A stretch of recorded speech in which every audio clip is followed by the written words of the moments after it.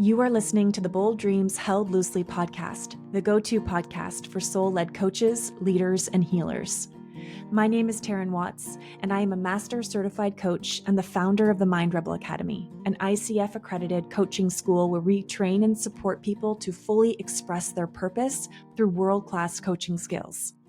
Join me and fellow faculty member Michelle Theriault as we dive into the world of coaching and model what it looks like to live deeply examined lives. Inside these episodes, we have raw, honest, very human conversations that are expanding our minds, opening us up to new possibilities, and keeping us steadfastly committed and focused to walking our path towards our deepest yearnings and greatest visions. And our intention is that they do the same for you. Enjoy.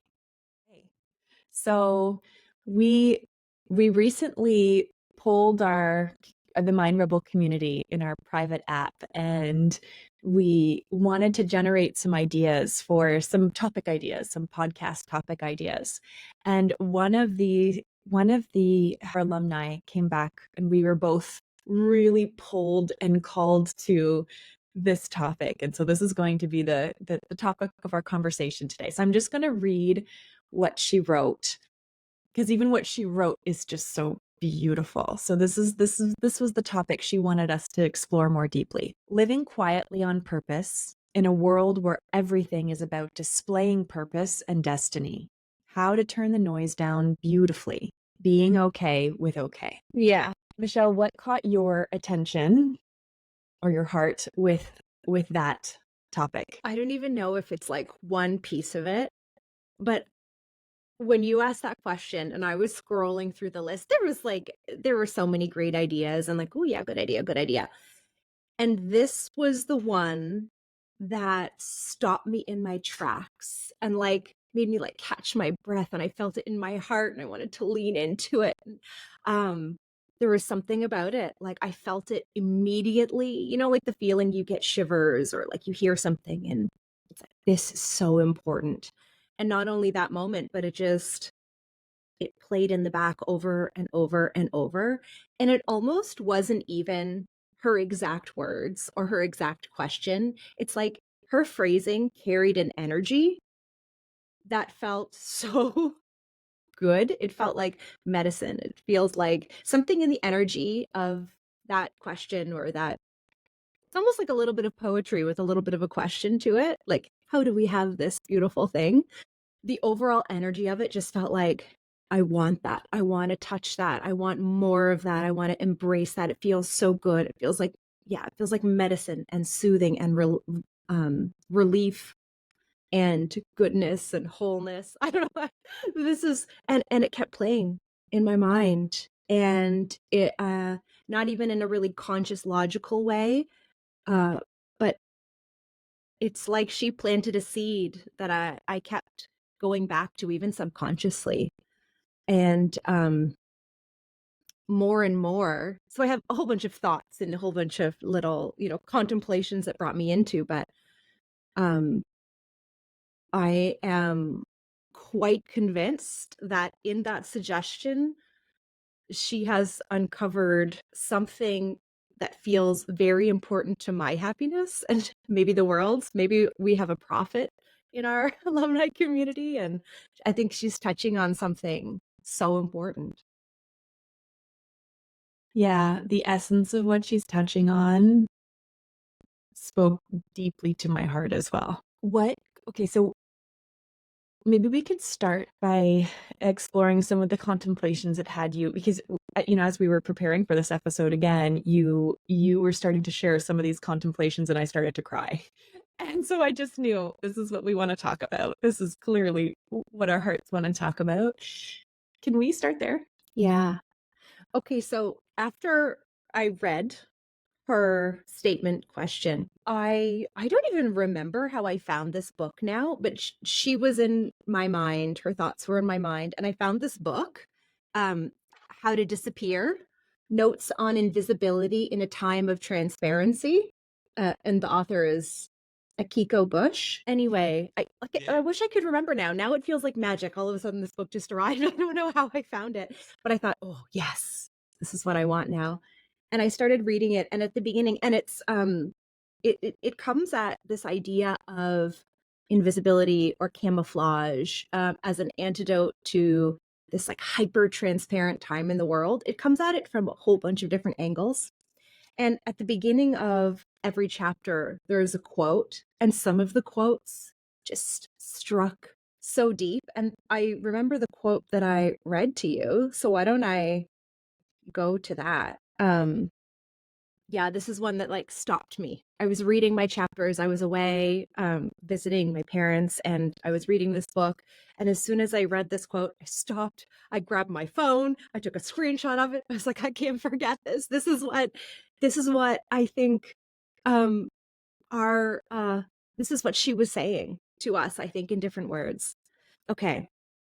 And this is a quote by George Eliot. For the growing good of the world is partly dependent on unhistoric acts, and that things are not so ill with you and me as they might have been is half owing to the number who lived faithfully a hidden life and rest in unvisited tombs. That makes me want to cry. Right? Even like deeply, it touches something very deep in me. I'm like really curious as to what this is, what's what's happening inside of me right now. Even the title of that book, I lean forward into, I am drawn in by, I am like soothed by. Yeah. I want to be more invisible. Can you first tell me, if you go back to that emotion that wells up that makes you want to cry, what pictures or thoughts are connected to that? Like, I think we live in a world where it's so loud. And it's so loud. We have so much access to information about other people's lives.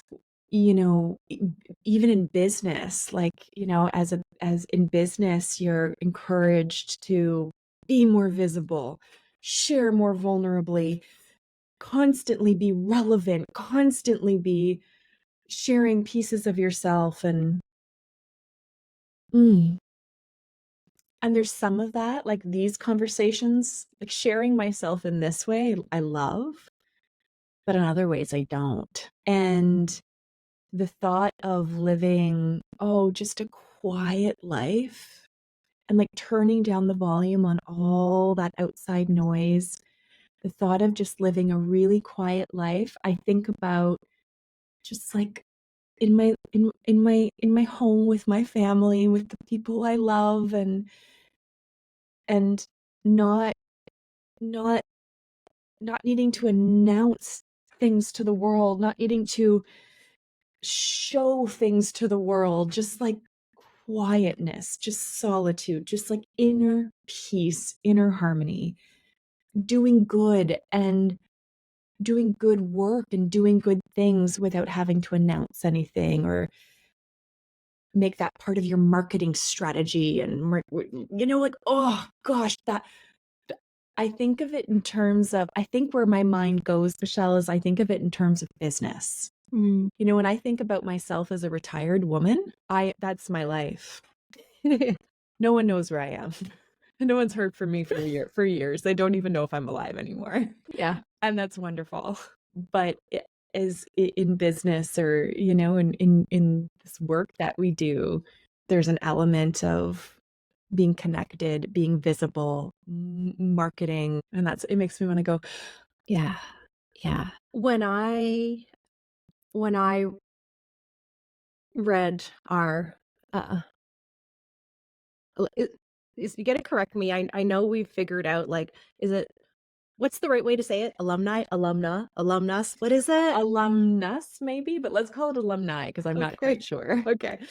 When I read that, and when I read that quote, what it conjures up for me, I feel emotion too, and it's similar but different. I immediately get a picture of, I'm probably gonna cry. I immediately get a picture of my grandparents and my parents, and I think about where they spent their lives pouring their life force energy. Uh, my grandfathers on both sides are actually like very legitimate, like highly decorated, crazy war heroes. So it's like, there's like an argument that like they did something grand in the world.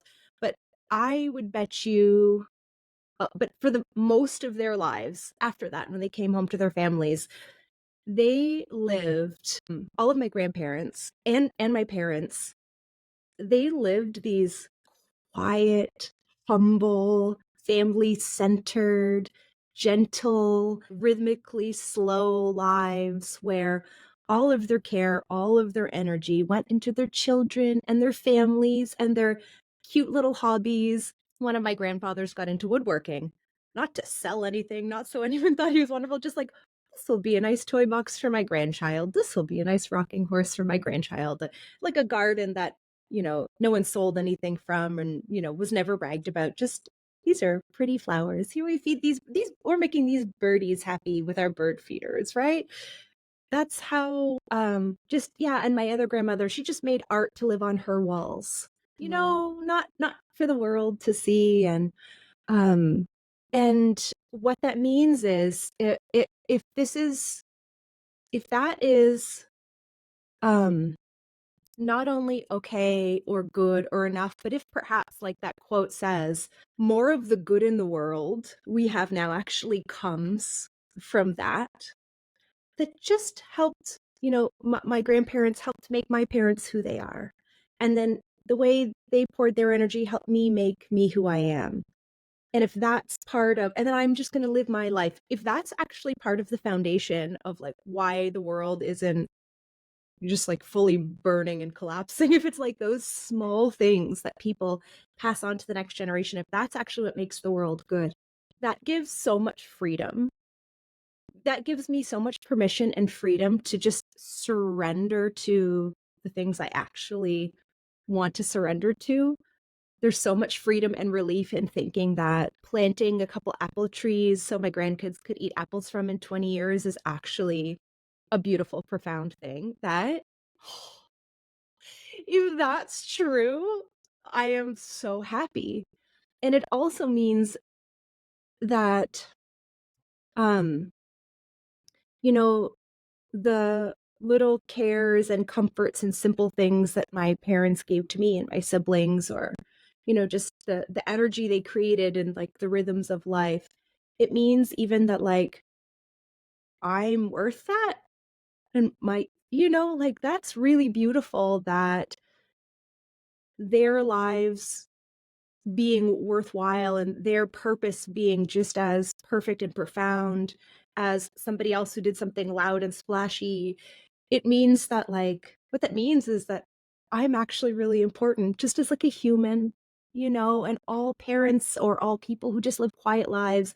It means that their children are really important, that like the birds and nature and the simple beautiful things are really important. And I think it makes me emotional because I think it's so beautiful. I think that's so beautiful that it makes me want to cry. That like um the beautiful things can be so simple. And there's a lot of relief in thinking that all of this striving and proving and like achieving that at one point my mind thought I would have to do to find satisfaction, oh, perhaps I can let that go. Perhaps this like satisfaction that a lot of people describe from like achieving something incredible or conquering something or creating something, and it's viewed as like their life's work and it brings satisfaction and it lives on. Uh, Perhaps I will get to experience that level of deep satisfaction of feeling like I lived a life worth living, and perhaps I don't have to try to climb Mount Everest to get there. That is so nice, and I really want that to be true. It seemed, when I think about our grandparents and great grandparents' generations, and they had obviously their own challenges and struggles, but it seems like this was so much simpler then. Like it was so much more obvious then. And it just got me thinking, yeah, how do we go back to that energy? How do we anchor back? How do we anchor back to that energy? What do you think are the things that have contributed to the disconnection of that energy? Good question. I don't even know if I know, but I think you're right. Like I remember growing up looking at my parents And I remember almost worrying that they weren't happy in life because I worried they weren't satisfied or happy because their lives didn't seem like big and impressive. Like they just lived their lives. And I don't know what I don't know what messages I was hearing or seeing. I don't know what TV shows were telling me this or what things in school. I don't know. But I remember looking at their very simple lives and worrying, like, what if they're not happy? Like, they're not doing anything crazy. Like, they're not. And I really thought, I hope they don't, I hope they don't, I hope they're not old and gray and regret that they chose this life and they're not satisfied. I like remember thinking that. And I think I probably even kind of probed them or asked them different things. And I think they thought it was funny, like, what are you talking about? We're great. And now, as we're all grown ups and we can have conversations, that feeling like, oh, what if there was more for me? That never occurred to them, really, that doesn't even trigger a fear or a doubt. It's kind of like amusing. Like, no, we lived our lives the way we wanted to. We wanted to have kids. We don't love being super busy. This is what we love. And we're not worried there was, some other life for us.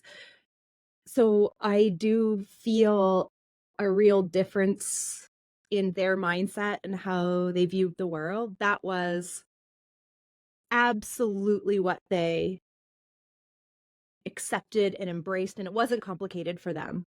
And for some reason, it has always felt complicated for me. So I think you're right. It does seem like there has been a shift. What it is, I don't know. I can only give some vague answer like, it's what the world is telling us. I don't know.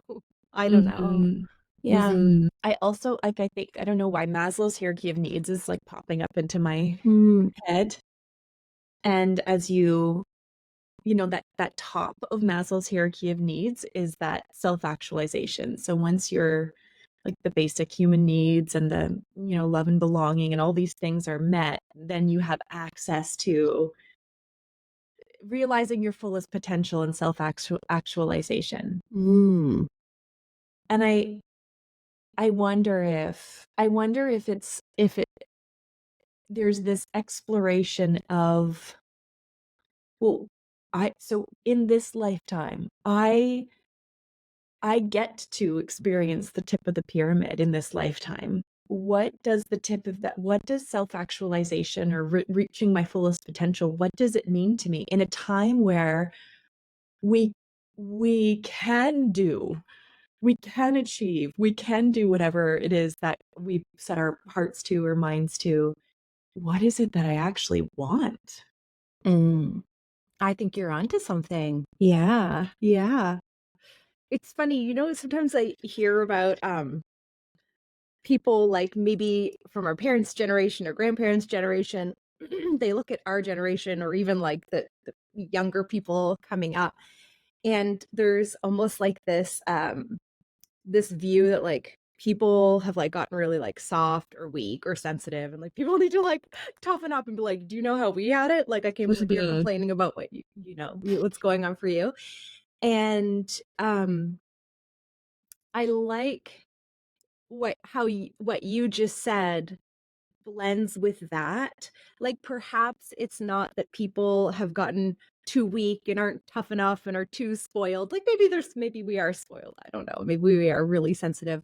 But perhaps it like adds a nice flavor to it to think that it comes from a place of, it's not like we've somehow regressed. We're just in a new place that other generations can't relate to. And we are meant to become really sensitive to these more like, these type of self-actualization questions that just wasn't on the menu for when you're like, we Mhm. really need to keep eating and making money and clothing our children. It's just that contemplation isn't on the menu.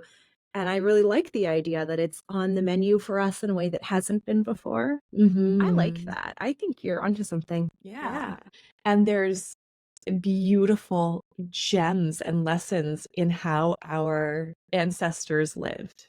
in like the simplicity, even though potential is endless and unlimited, there's beautiful threads of wisdom that we feel in the core of our being and how our ancestors lived, in the simplicity in which our ancestors lived. I like that. Okay, so if we take if then we accept that we're meant to you know, find our balance in these new places. You mentioned what comes to you is like business. How do I reconcile the messages that say, show up, be transparent, sell, just show every corner of yourself in life with this peace we're feeling that feels so good to go back to some quietness, invisibility, smallness. Invisibility. I don't know. Every time we say the word, invisibility. Can we spend a little bit of time unpacking what that means? Yeah. Can I start by sharing? So it's interesting that you love that word so much because one of the chapters gives this term called invisiphilia. Okay. Which I think I'm not going to give an exact definition because but it's like there are enough people and enough philosophers and people who have landed on this concept of this like intense desire to be invisible. Like it's not just you who thinks it feels good. It's like this whole thing, invisiphilia. Like, oh, this yearning for more invisibility. It's a thing. It's a thing and it has a term. Writing this down. So yeah, it's not just you, it's a thing. And oh gosh, maybe it comes from tons of different places and the book gives tons of different examples, but for you, I would love to hear like the flavor. What is the flavor of your deep yearning for invisibility? Okay, this is a very new exploration for me. I haven't given this a ton of thought, so I'm a little bit worried my thoughts are going to come out disjointed here and not make a lot of sense. But I'm just going to go. I'm just going to share. I love the feeling. Okay, let me back up. I believe our purpose in this world, like our true purpose, is not some big thing we're meant to do, not some thing we're meant to achieve, some status we're meant to get to, some amount of money we're meant to earn, some big legacy we're meant to leave behind to our families. I believe our purpose is to fully experience and express our ever-evolving authentic selves, period. And I believe that there is such, at the very essence of that statement, there is such simplicity in that. When I say that and I touch the essence of that, it feels energetically the same as what we're talking about here. It's just that. And some of the most profound moments I have experienced my purpose have been in some of the quietest moments. And not necessarily quiet because I'm not with other humans, but quiet in that there was no celebration of what I did after. There was no me telling about what happened after. It was for me and that human I was with, or that experience I was having. So I'm just thinking some examples are actually being conjured up in my mind right now. Some of the moments where I have felt my purpose the most profoundly have been in moments with my kids when one of them is having an intense emotional outburst and I'm in a place of alignment and groundedness and I can be with them and their emotions and help them and help to facilitate their like realignment back to themselves. When I get to be part of that process with my kids. That is the way I see that is I am I am I am in that moment, in that experience with them.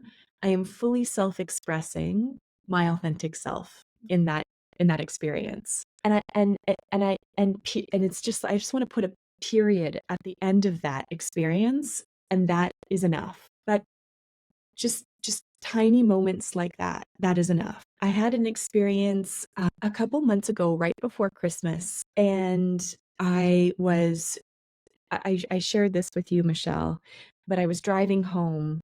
Um, I was picking Shay up from a sleepover, and I was driving home, and there was a woman parked right next to me at a stop sign. And she was frantic, and she ran out of um the the the door of her, the front seat of her car, the driver's seat door, and ran over to the passenger side. And I could tell she was frantic, and so I pulled over and ran over to her, and her dad was in cardiac arrest.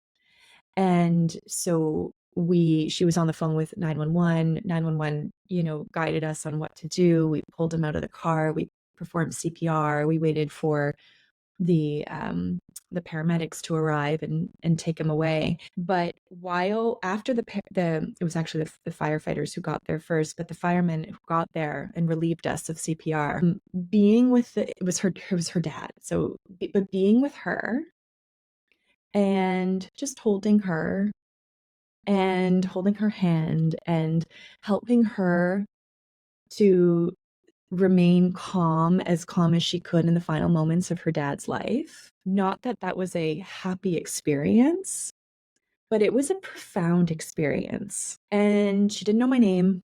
She didn't know anything about me. I didn't need any thank you from her. I didn't need any accolades from anyone else about being the person that was with her. I didn't have to write a big Facebook article about my experience and share it with the world. In fact, I didn't really tell a lot of people. And there was something about that experience. Like, I know I was meant to be there with her, you know? Yeah, you're making me cry a lot right now. Oh God. And like, that felt so purposeful. That felt so important. That felt so meaningful, like more meaningful than anything outside of me, you know? And it didn't need to be, and it was like there was a period at the end of that experience. It didn't need to, I don't know what I'm trying to say, Michelle, but didn't need to be anything else other than just that. Does that make sense? Yeah, you're like you're just touching the part of me that like recognizes what's most meaningful and beautiful and it's so funny. It's so obvious to me and my body when you share that. But like that's the meaning of life and purpose. It's just like showing up in those like precious little moments as just you know? And I can feel it in my body of like that is I don't know, that's the showing up that the quote was talking about. Like it's like, that won't be I mean, people know about it now, but really, like, it's not, it wasn't done for any reason. It's not gonna be written on your tombstone, and, like, that's one of the little moments of, like, a human expressing themselves that, like, adds to the collective energy that is the reason why this world is held together, and it doesn't it's the reason why the world is whatever okayness we have is because of moments like that. Like, it's so clear to my body. And um yeah, it's so clear to my body that that's true. And why our minds sometimes don't recognize that as much is, I guess, a bit of a different story. Yeah, it's almost like we need to be almost so connected to ourselves to have the actual awareness that in this moment, it's almost like it in both of those experiences that I had, I had this I had an awareness that this I'm expressing my purpose right now. I'm expressing myself right now. I had a really acute realization that this was meaningful right now. And maybe if I wasn't as present to those moments, I would almost be searching for the meaning outside of me for Mm. it, you know, in the accolades or in the, I just think there can be a tendency to achieve things outside of us to get that inner satisfaction that we're looking for. And when we get when we do achieve things outside of us, or we get the temporary, like the temporary, you know, serotonin, dopamine hit of whatever we get, but nothing is like those invisible moments of expressing our purpose. Nothing is like that to me anyway. Yeah, to me too. I think I relate in that quiet moments with my kids. Not even, it's funny for me, it's like even less like I'm not even it's not even things I'm doing in an aligned moment. It's like um the moments where I haven't done anything. I may not even feel like I've been a good mother that day. Mm. Maybe I wasn't even regulated. And so I like maybe I didn't even, hold space for my kids as well as I would have liked to. And yet I'm laying in bed with them for a moment and like someone tells me I'm the best mommy in the world. Mm. It's like, oh, like okay, like this is just yeah. And I'm not even doing anything, and yet that feels like purpose. It feels like beauty, it feels like something I'm, like, a part of, and I told you I carried a bench down into a piece of my woods the other day and set up bird feeders, and I've been sitting there in the mornings for however long since it's been there, and the sun comes directly at that place in the morning, and I watch little birds, and somehow sitting there also feels like there's more satisfaction in that. I'm not even doing anything. I'm not even achieving something quiet. I'm literally just being there. And somehow that feels more filled with the type of like satisfaction and wholeness of purpose than doing anything else. And it's so quiet and it's so unseen. And I'm by by the vast majority of metrics many people would use, I am not doing anything impressive. I'm not achieving anything. And but the feeling is like I don't know if I've achieved anything that feels as good as those moments. So what does that mean? Like I you know, I if that feels so good, so much better than achieving these things or you know, showing people my not even accomplishments because I don't think I have like accomplishments to show people. But like showing my like good side to the world in whatever way I might be inclined to do that. In those moments where subconsciously I'm trying to validate something or be seen in some way. No deep satisfaction really ever comes from that. It comes from these really simple, beautiful things. These simple moments, these invisible moments. Like, yeah, I, and if we're measuring by satisfaction I often think at the end of my life, I really want to end my life looking back feeling like it was full of something that I like feel like full in what feels full to me. And gosh, this is what I think the thing we're talking about. I think that's what will make me feel like I lived a full life. I want more of that. What does legacy mean to you? Mm. I think in little bits and pieces, we've actually talked about it a lot, whether we're saying the word legacy or not. I think that's actually very often what I'm thinking about. Or it's Mhm. like this idea of legacy. It's and it's what we're talking about now. Like this is legacy to me. It's my kids, it's my property, it's the animals who inhabit this property with me, both like wild and domesticated. It's thinking about my grandparents and my parents and like, like lineage. It's thinking about like really I'm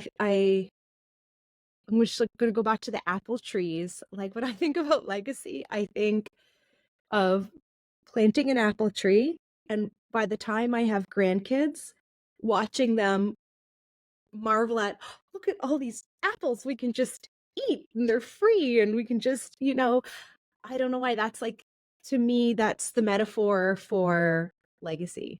That's what I think is my grandkids eating apples out of my apple tree. That's the image. And I know I'm not super explaining what it means, but that to me is legacy in that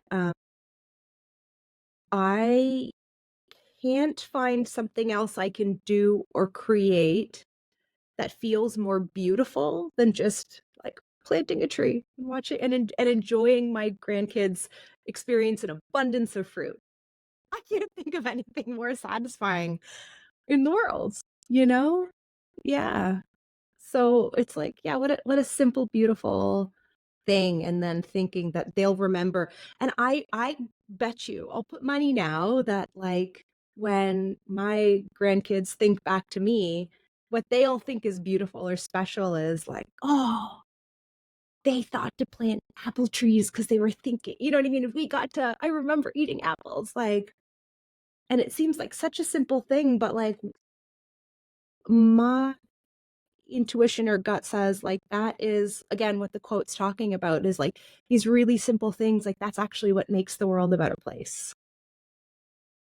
That's what I yeah, that's what I think. Mm. I think the answer to that question holds clues to who you really are. I think the answer to that question for every single person contemplating that question holds the deepest clues to who you really are, who is that authentic self, and what does experiencing and expressing your authentic self look like? Oh, I think you're on to something. Okay, what is it for you?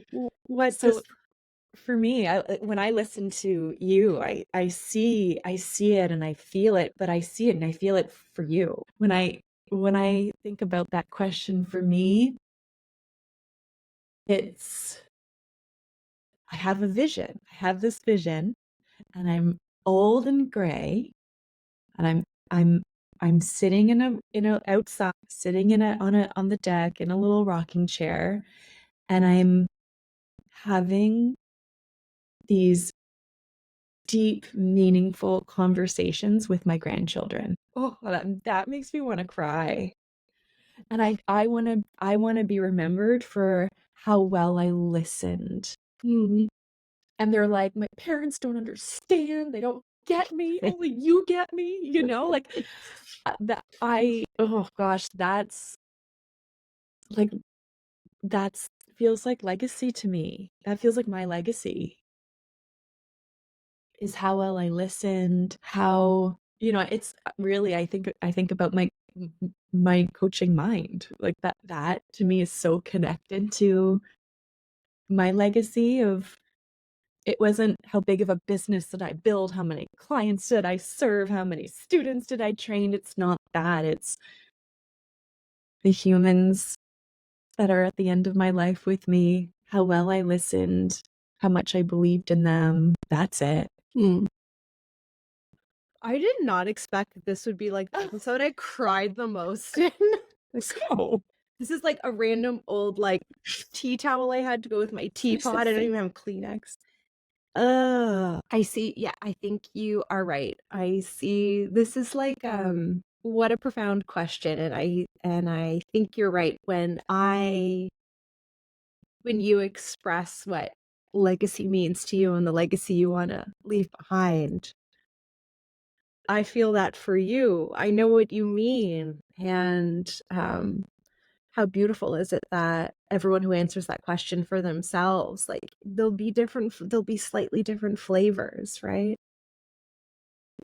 Yeah. And that's the hint, or that the answer to that contemplation will give you clues to this entire discussion. So if we both have a very clear idea of the legacy we want to leave behind, what fills us up most in life, and like not only do we know it, but it's like really, I think you can hear me and go, oh yeah, that's you, I feel it. I can hear it for you, and I can go, oh, that is you, I feel it.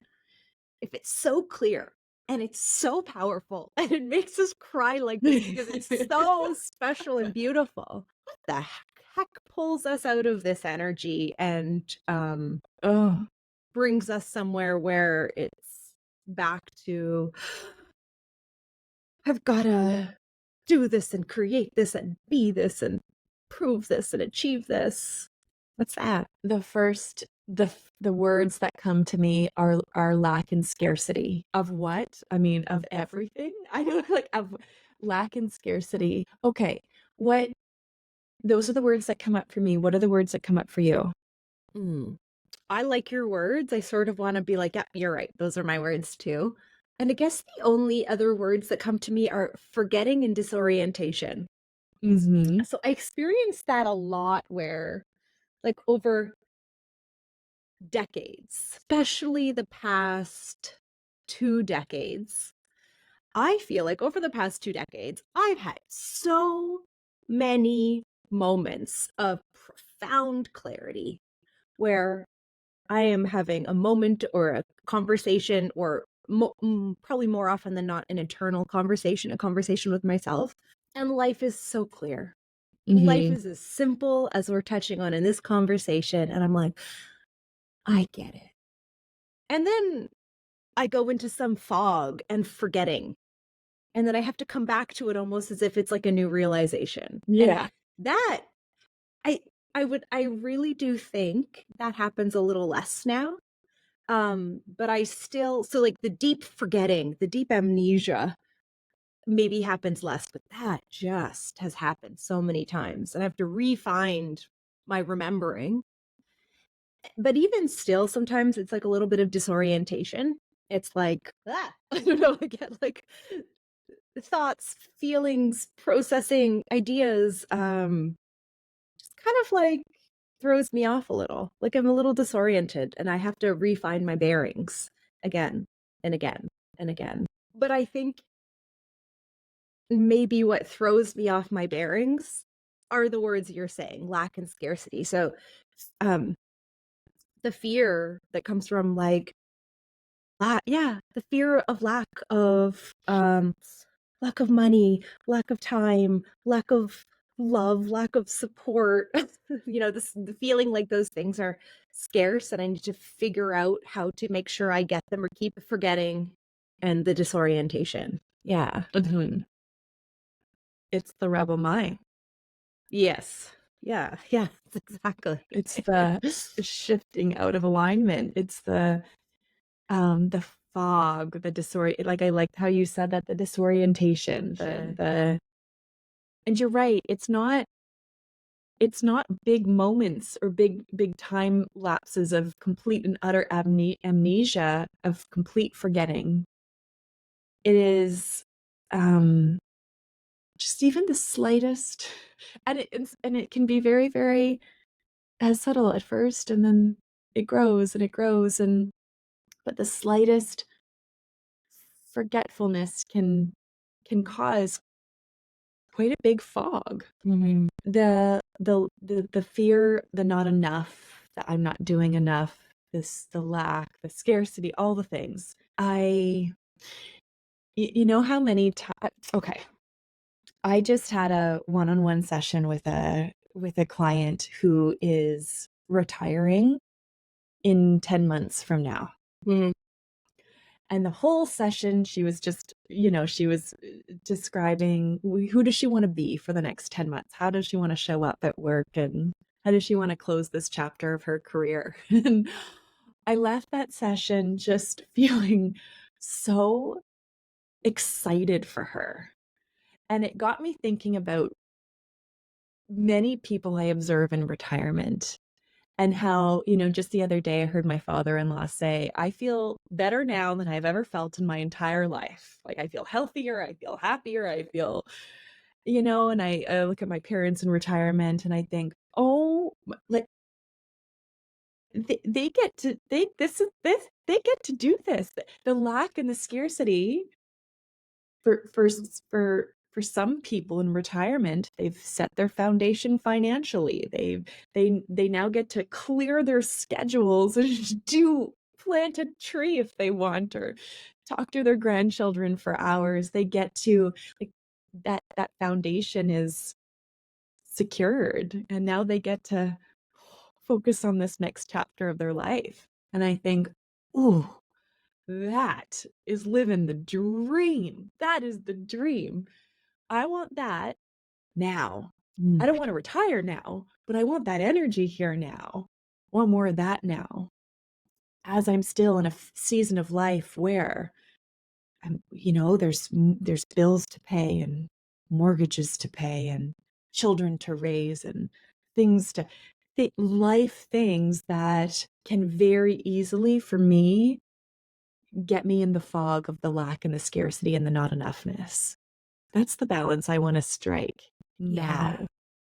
Yeah. Okay, let's talk about this balance a little more, because being in the place you are now, where it's there you are working, you have things in your schedule, you want and need to bring money in, you must consider these different business strategies and realities. And a lot of the business strategies and realities that we've heard about and are learning about and involved in seem to require a certain amount of,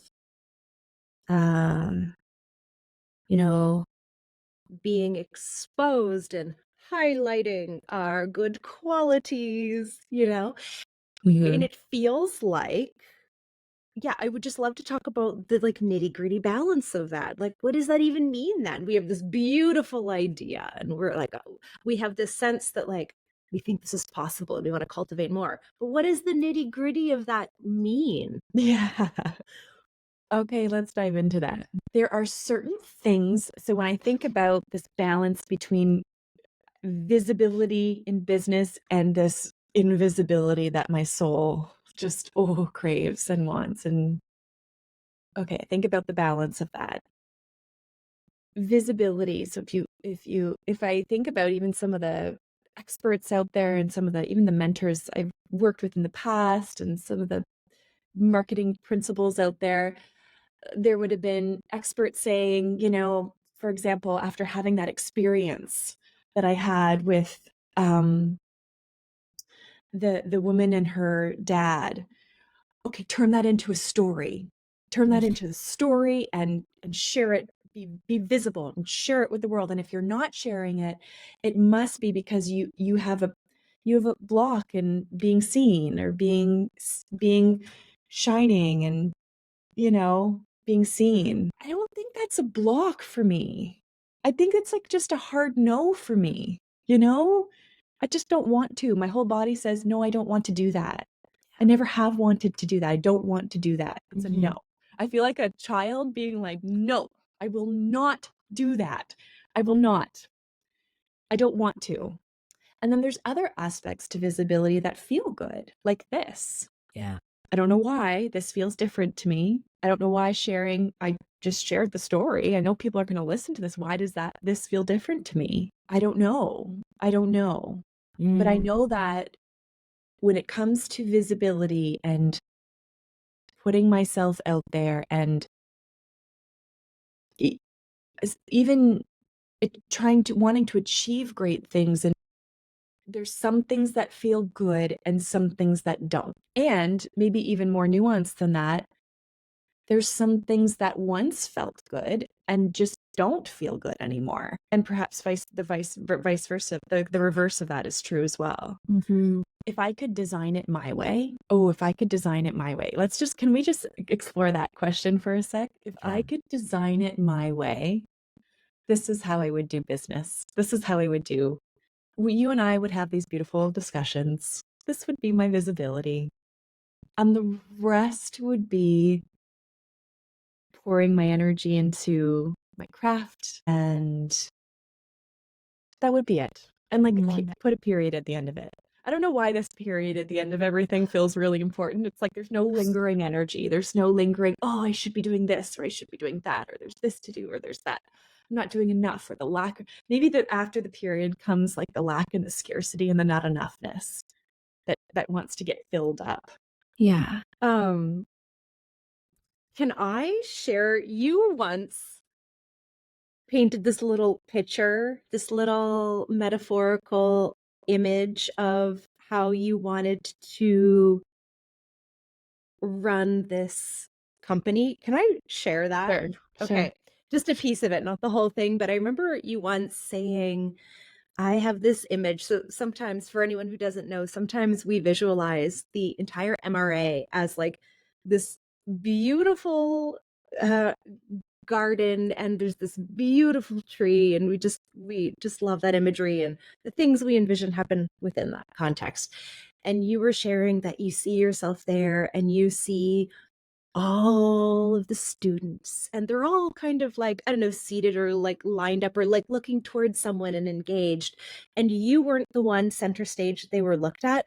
You were like very almost invisibly, like your impact wasn't even seen, but you were just floating through the rows and around people, just like making sure everything was good, maybe pulling weeds, maybe, and what that image is being conjured back up as you share the way you would like it to be. I think almost everything you've ever expressed to me about what you truly desire in the MRA and how to show up and how much you want to be visible and where you want to be visible and where you don't, it has been incredibly consistent.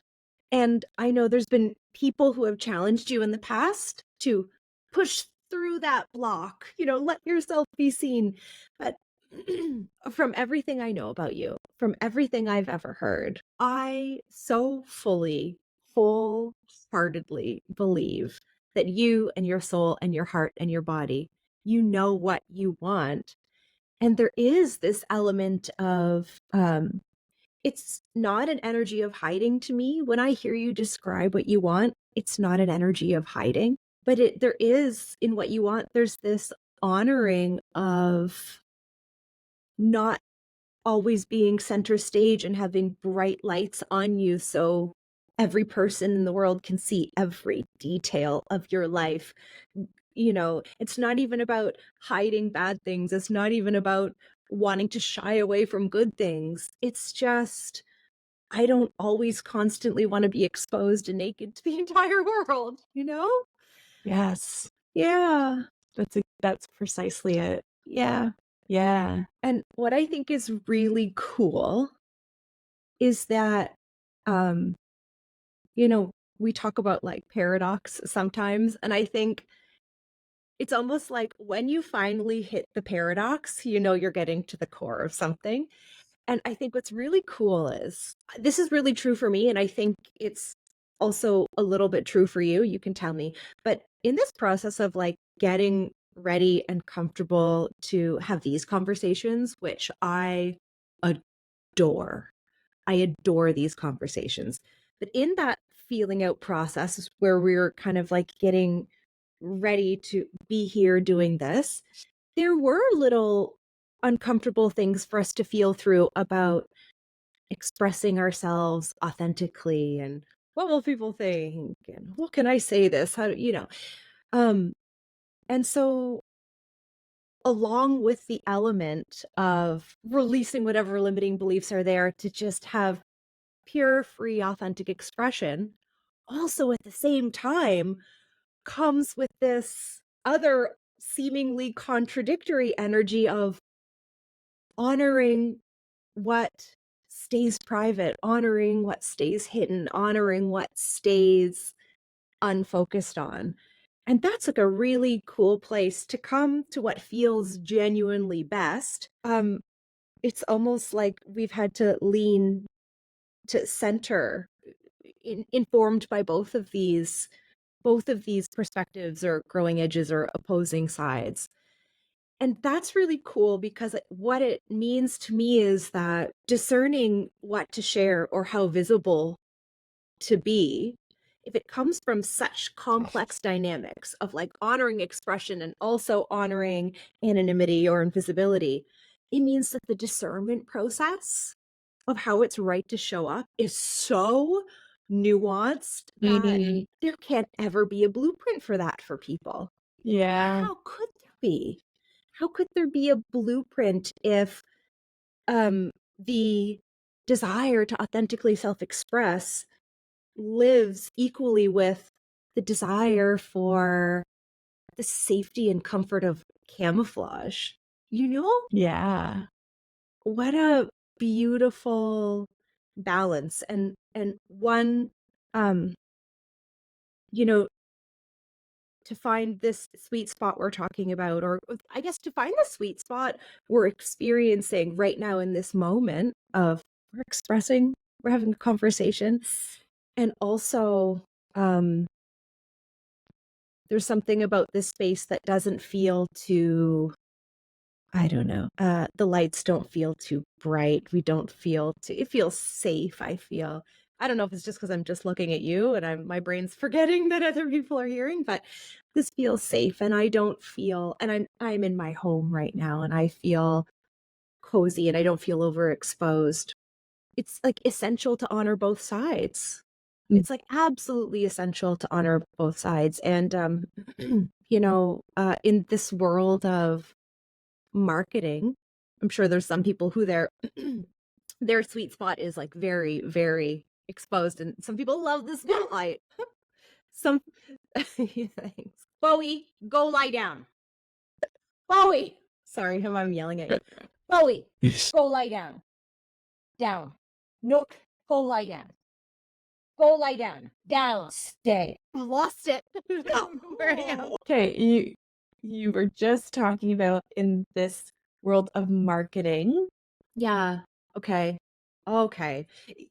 In this world of marketing and being visible so the world can see you and your gifts and your business and you can own your genius and your offerings and people can find you. That's not all bad. And in fact, for some people that's probably perfect and their happy place is really, far along that end of the spectrum.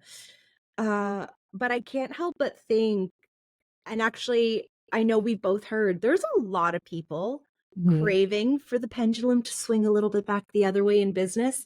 Like we know so many incredible coaches who are like, ooh, if that's what I have to do to be a successful coach and get my business off the ground, ooh, it doesn't feel so great. And I really think the pendulum is going to start to swing back a little bit, or because I think people are going to carve out new ways of doing things to honor this piece we're talking about. Is like, please don't make it true that I have to have the spotlight on me and I have to share every single thing on social media and I have to, be visible in all these ways. I think there's a yearning. I think it's not just you and I who and our alumni who are yearning for more of this quietness, for more of this, I don't know, smallness. I think there's got to be a lot of people yearning for this too. Okay, can we explore this a little bit more? I want there to be a pendulum shift. I want it real bad. I want the pendulum shift. And maybe if it's not this, What could it be for the people yearning for invisibility, for the people yearning for this quietness, but who also want to be in business, express them, express their gifts, coach people, or do whatever it is that they're doing that helps them to, express their authentic selves. What else could it be in this more quiet way? Okay, I know. Here's just one idea. Yeah. And it's an idea that we're leaning towards internally in the MRA in multiple ways. I wonder if groups and teams and other people and other connections can start to be harnessed and leveraged to go out into the world and do business instead of completely alone. I love that. You Yeah. know, like that's what we're finding internally Yeah. for us. There are things you love doing that I'm like, no, thank you. There's things some of our other team members love doing that I think, no, thank you. There are some, this conversation for some people in our team would be like, no, No, thank thank you. you. Yes. Right. And I think it's so incredible that it doesn't matter. It's like this is applicable to the visibility piece, but it's also applicable to all the other types of areas of preference people would have. What if the things you don't love, what if every single one of those you don't have to push through and get good at no matter what to succeed?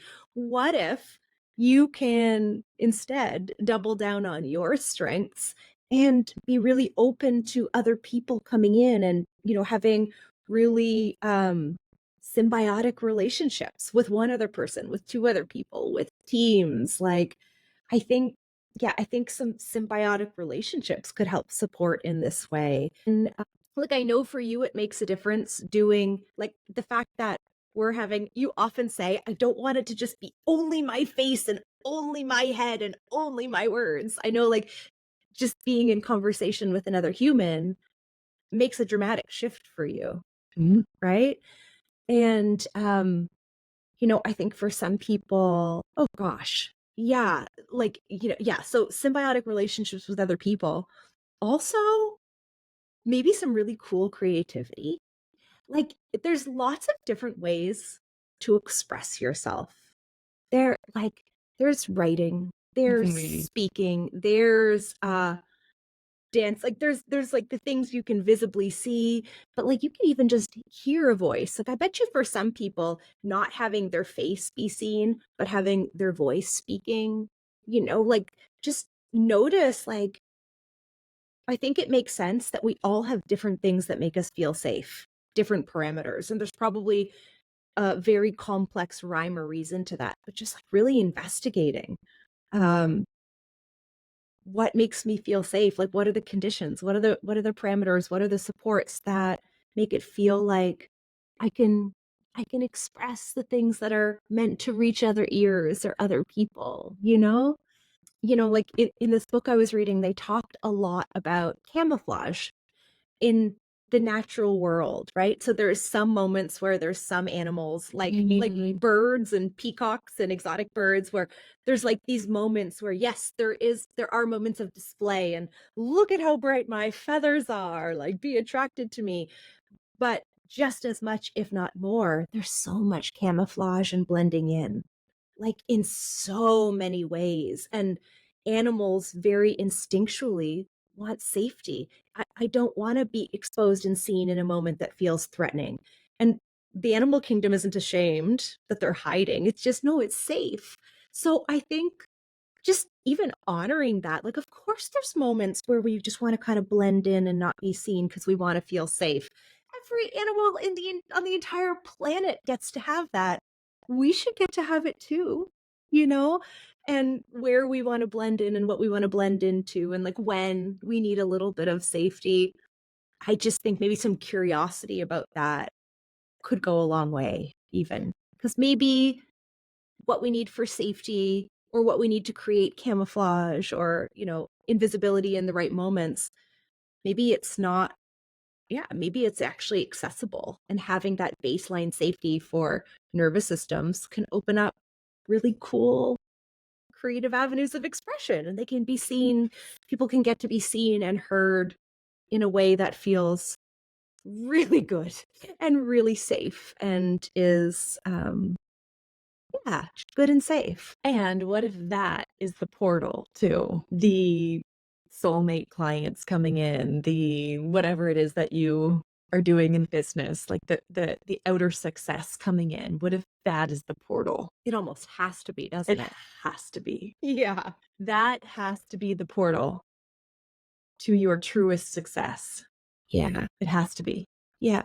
Totally. I'm just thinking, like, I bet you it doesn't happen that someone who deeply hates Facebook and Instagram, when they push through and like put content out, that that can't be the root, even though people's brains tell them sometimes, like, I just have to. Doing something you hate can't really be The way. like, and I mean deeply hate. I don't mean the things that feel a little uncomfortable but actually feel good once you do them. I mean the things you like deeply, deeply despise doing. I do not believe the universe wants that for us. Like, yeah, do the thing you despise and that's the way success will come. I don't think that's true. Mhm. I think you're absolutely right. I think this conversation very much helped me to process and think through why I cried when you when you first when you first read that quote. Why I cried. Why did it touch something so deep inside of me? And it brought me back to, it doesn't feel new, but it brought me back to this place of remembrance. I think that this place of remembrance for what is like just truly important to me right here, right now. When I get really in busy seasons of like business, I'm more susceptible to the advice, opinions, voices outside of me. And they get really loud in my mind, and I start to confuse their voices with my internal voice. And so I'll just give you an example. I haven't been on my personal Instagram or my personal Facebook for over a year now. And that was out of a decision of, oh, I don't want to be on this thing. These I don't want to post about my life like that. I just don't want to post my kids online. I don't want to I don't want to write about my experience. I just don't want to do it. I don't think there's anything wrong with anyone else doing it. I just don't want to. I was like a little kid, like, I don't want to. I don't want to. So over a year ago, I just said, I'm going to go on a little hiatus and I'm going to focus my energy on our Mind Rebel Instagram and Facebook. I love posting content on there. It's about coaching. It's about this stuff. It's not the intimate personal details of my life. And I have found myself over the last month or so contemplating, oh, but if I just, all the marketing and branding experts out there will tell you you're marketing yourself, you're branding yourself. And oh, if I just my family and I, we just went away for a month in Costa Rica, and there was some points that was a fruition of a dream I've had for years. We were 1 month away in this beautiful city. This was literally the fruition of a dream, and would have been easy to document and write about and talk about. This is the fruition of a dream. This is literally the Mind Rebel method at work. Like this is it. Why don't I talk about it, write about it? But my body, I don't want to. I don't want to. That's so sacred to me. It's a piece of myself I don't want to share. I want to keep it just for me, Yeah. and I think I've been going back and forth. Is that an unwise decision, like a business unwise decision? And this conversation has been confirmation for me that I don't need to do that. That gets to be invisible. Yeah. That gets to be just mine. And that feels very sacred. Yeah. There was I forget what deck it was from, Taryn, but you have a deck and you used to often pull this particular card. I think it was called Zoom Out. Mm-hmm. And I remember your reaction once when you pulled it, it was like me, you and Dawn and maybe somebody else, we were pulling cards, and the way I remember watching you like read it and go, oh, and it was funny because at the time I didn't super like, Resonator. yeah, like I was like, what is so, I don't know, like I didn't feel the thing you were feeling, but it's all of a sudden coming to mind. And I feel like there's a connection between our conversation and what you were feeling in when you would get that card. Can you touch on that at all or explain? Yeah. I think this is actually what this whole conversation means to me. When I'm in the fog, I'm zoomed in on some aspect of life that feels so important in the moment, and I can't see the bigger picture. I can't see the broader perspective. When I zoom out and look at life from this view of legacy, like when we ask the question, what does legacy mean? That was what that did, I think, for anyone contemplating that question, is it zoomed us right out to the broadest perspective we could possibly hold for our lives. And that quiet, that instantaneously removes everything that's not important, everything that is of of no importance, that when we're zoomed right in on something feels like it's all consuming and all important. And so the process of zooming out makes me look at the bigger picture, like the bigger context. And it makes me go, oh, these things, they're not important. I can trust myself. I can trust my deeper wisdom and body's knowing. These things are not important. This is what's important. That's what that does for me. I'm getting this thought of, you know, in the question we started with. Actually, I sort of want to, I think I have the screenshot. I kind of want to reread this All right. question. I want to just like circle back to it for a sec. So I'm having a thought. So the initial question was living quietly on purpose in a world where everything is about displaying purpose and destiny. How to turn the noise down beautifully, being okay with okay. I like this, how to turn the noise down beautifully. So the word beautifully is popping up to me. And when you describe zooming out and seeing like just your whole life and just, your whole life, maybe even your ancestors, just you see it all from far away. I'm sort of thinking now that um there may be, what might seem beautiful, important, like zoomed in. I'm kind of getting this feeling of what's beautiful from like the zoomed out perspective is, she also says like being okay with okay. And I'm interpreting that to mean like just okay, not like magnificent, whatever. I'm kind of getting the sense that like I bet zoomed out the things that right now might seem like, oh, that's just okay. But like over the bigger landscape, those things that might be just okay, I kind of have a feeling that that's like going to that's what will create the natural beauty of the big picture. Those things that are like, oh, this is just simple and okay.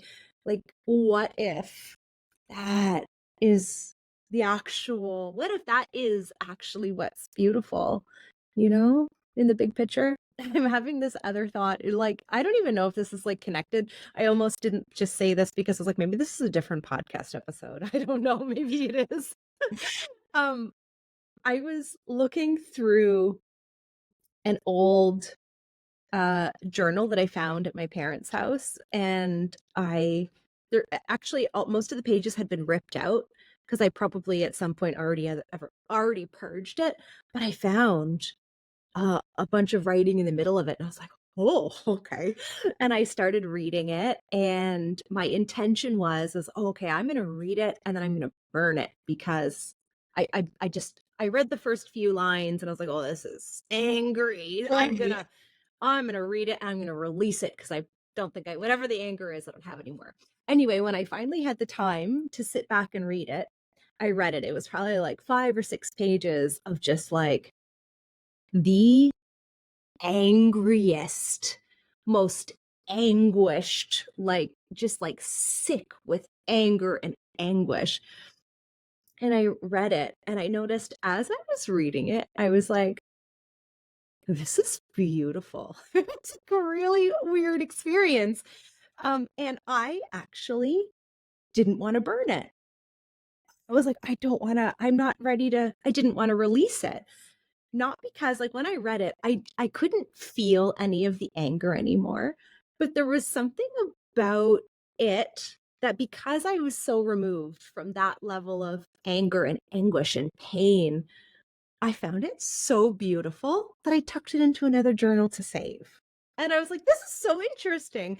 And I was like, is there a part of me that's like wanting to hang on to that anger? Like, why can't I burn this? Why can't I release this? But I really landed on, wow, this moment that at the time looked so ugly to me. This moment of my life looked like such a stain on my life. Not only was it not magnificent or beautiful or successful, like it felt like it wasn't even okay. It felt like a moment that was like a blemish that was like tarnished, both in the experience and the way I was showing up, right? But from like, 10 years later, reading it, it's so beautiful to me. Like the depth of my pain and anger, I was like, oh, it's gorgeous. Like, it's so beautiful. And, I just wonder the things that we think are, I bet you there's going to be I bet you there's so many things that right now we can't fully recognize the beauty in, whether they're simple or ugly or horrible or wonderful, like, whatever. I bet you there's things that seem just okay or not even good that, you know, um, but they're authentic and we might not see the beauty in that authentic expression or feeling, but one day we're going to look back and it's going to be like poetry. Like my anger now reads like poetry to me, you know? I'm really glad you brought that up. Mm, That feels like such a beautiful connection. yeah. Is there anything else, Michelle? Well, no, well, here's something else really random. I don't know how I illustrate this. It's funny. This morning, I was scrolling through Instagram and I found this reel that's in my stories right now, but I don't know how to it's not like we can put it in here, but it was something about the gist of it was something like people are always talking about women getting baby fever, but no one ever talks about women getting uh wanting to move to a castle in the woods to become a powerful witch fever. Yeah, you know what I mean? I was like, oh, I love this. I'm sharing this. But the fact that there's other people feeling this, and it's a reel, it's like a meme reel, right? It's out there. People talk let's talk about the era where we want to go and isolate in a castle and become priestesses. It's just, I think that it feels good to see things like that. And I like this energy. I love this conversation. It's nice to hear and see other people are feeling this. It just feels like it's popping up from multiple corners, like the message we got from one of our past students and the fact that this book exists and these reels exist and this thing feels good. It feels like there's magic in the universe, acknowledging, yes, this is okay. You can more of this. Keep leaning in. This is good. This is okay. And I just like that. It feels really good. And there's even a term for it, invisiphilia. Yeah. Thank you so much for being part of this conversation. If you are drawn to the MRA, it's more than likely that you are the go-to person for your people. You are here to deeply impact the lives of those you love and serve. And the MRA's mission is to support you in your life's work.